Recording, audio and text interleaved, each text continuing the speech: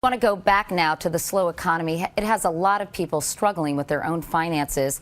About 2,600 Americans have been filing for bankruptcy every day. Others are turning to a financial quick fix called payday loans. They've now grown into a $59 billion industry. But 6 states have effectively banned these loans. And tonight, our chief investigative correspondent, Armin Katayan, looks at why. Today, there are over 23,000 payday lending stores in the U.S., more than Starbucks and McDonald's combined, providing 19 million American households a quick way to make ends meet. Please borrow only what you feel comfortable paying back. A typical customer takes out about 8 payday loans a year, in essence, advances on their paychecks, with interest rates approaching 400% a year.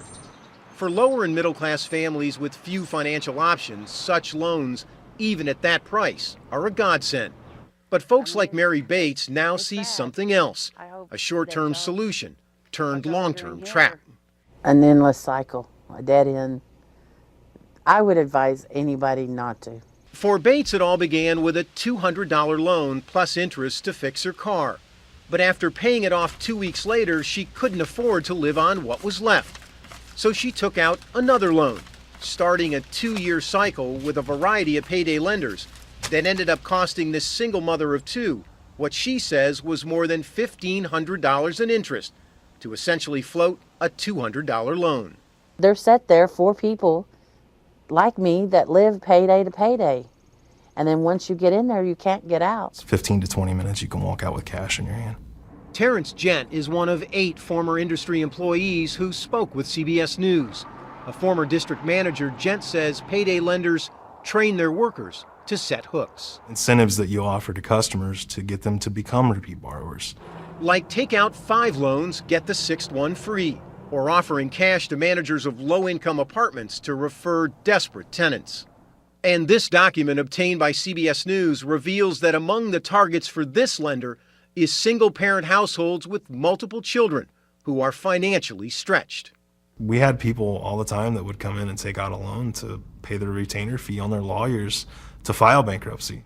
Just look at the industry's own website. We discovered that 2 of the customers profiled here actually declared bankruptcy, partly due to multiple loans from payday lenders. The service is very transparent. There's no fine print, there's no hidden fees. Did you know that 2 people on your website have subsequently declared bankruptcy, and they listed payday lenders as part of the reason that they were pushed over the edge? But I think you'd find that payday lenders would be a small percentage of whatever debt people have when they do declare bankruptcy. It's not the loan, Lindsay. It's the interest on the loan that we're talking about. What happens without the option of taking out a payday loan? Is it better off if they bounce a check? What would you recommend that these people do? I would do without electricity, water, whatever it would take until my next payday, until I could pay. I would not do it. A long-term lesson about instant cash Bates hopes others won't learn the hard way. Armin Katayan, CBS News, Pinnacle, North Carolina.